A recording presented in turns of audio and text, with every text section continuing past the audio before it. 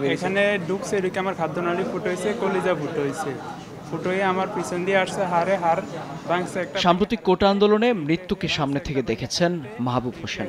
গলিটা আমার এখানে এসে আটকেছে। পেশায় ব্যবসায়ী মাহবুব ২১ জুলাই শনিরাখড়ায় বেরিয়েছিলেন কাজে। টহলরত হেলিকপ্টার থেকে ছুটে আসে গুলি। পেটে লাগা সেই বুলেট ফুঁড়ে বের হয় পিঠে। পরিস্থিতি এতটাই ভয়াবহ ছিল যে তাকে বাঁচানোর আশাও হারিয়েছিলেন চিকিৎসকরা।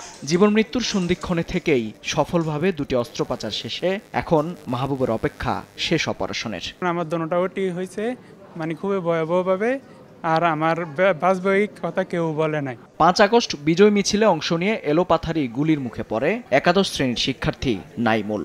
মারাত্মক জখমে তার দুই হাতই ক্ষতিগ্রস্ত হয়। ডান হাতটি কোনোমতে ঠিক হলেও সম্পূর্ণ অকেজো হয়ে যায় বাম হাত।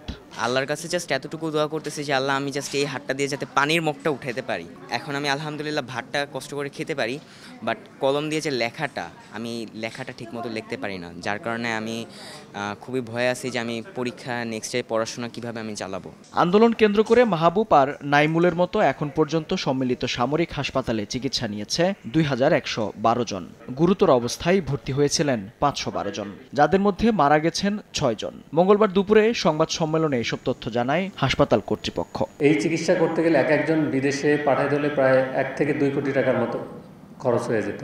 আমরা তাদেরকে চিকিৎসা করে ভালো করতে পেরেছি, প্লাস আমাদের যে একটা বড় ধরনের খরচের অঙ্ক সেটা সাশ্রয় করতে পেরেছি। হয়তোবা এই খরচটা আমরা অন্য রোগীর জন্য ব্যয় করতে পারবো। আমরা কিছু রোগীকে পাঠাবো চায়না মিলিটারি হসপিটালে, কেউ যাবে সিঙ্গাপুরে, কেউ যাবে থাইল্যান্ডে, বিভিন্ন জায়গায় যাচ্ছে এবং যাবে।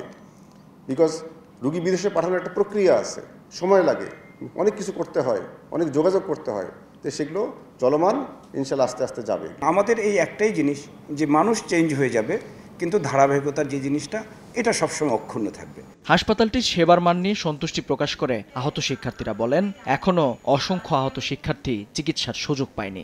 অনেকেই আছে যারা এখনো কোনো চিকিৎসাই পাননি, তারা আমাদের সাথে যোগাযোগ করতেছে যে আমরা আসতে চাচ্ছি। তো আমরা চাই যে তারা যেন এখানে সেবা পায়।